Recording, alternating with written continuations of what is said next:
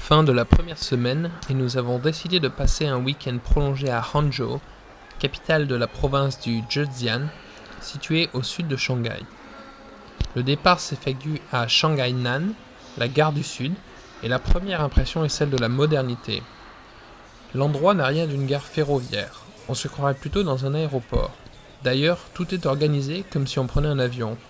L'accès à la zone d'attente et commerciale est réservé aux voyageurs munis de billets et l'accès au train se fait aussi dans une salle d'embarquement. Le train est nec plus ultra.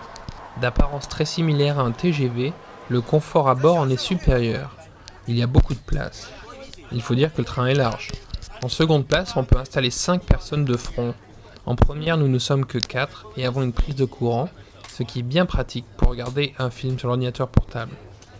Les sièges s'inclinent dans de nombreuses positions et peuvent même être retournés pour être dans le sens de la marche.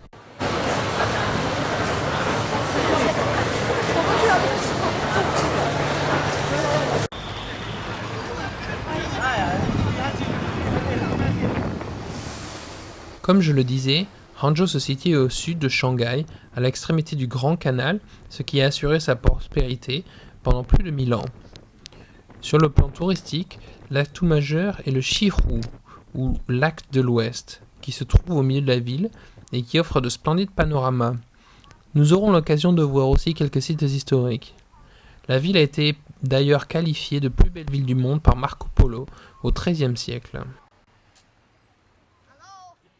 Après notre installation à l'hôtel, une petite promenade sur les berges du lac s'impose. Malgré le temps couvert, il y a beaucoup de monde à pied ou à vélo.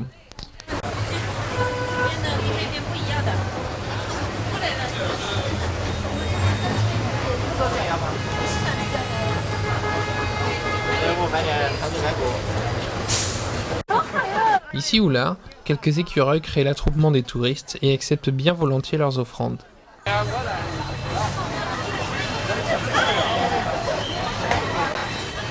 Cette balade nous ayant ouvert l'appétit, c'est dans un célèbre restaurant de la ville que nous allons goûter les spécialités locales.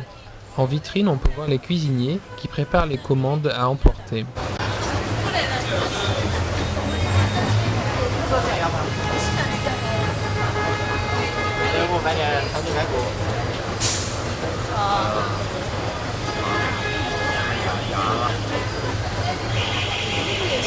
Au premier étage, la grande salle principale où nous sommes installés possède une scène, ce qui est assez fréquent dans ce type de restaurant.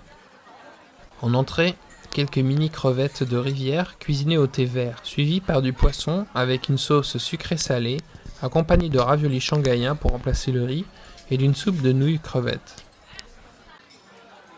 En dessert, des pousses de bambou fourrées de riz gluant sucré. Sur le chemin du retour à l'hôtel, nous avons eu le droit à un spectacle aquatique son et lumière sur le lac.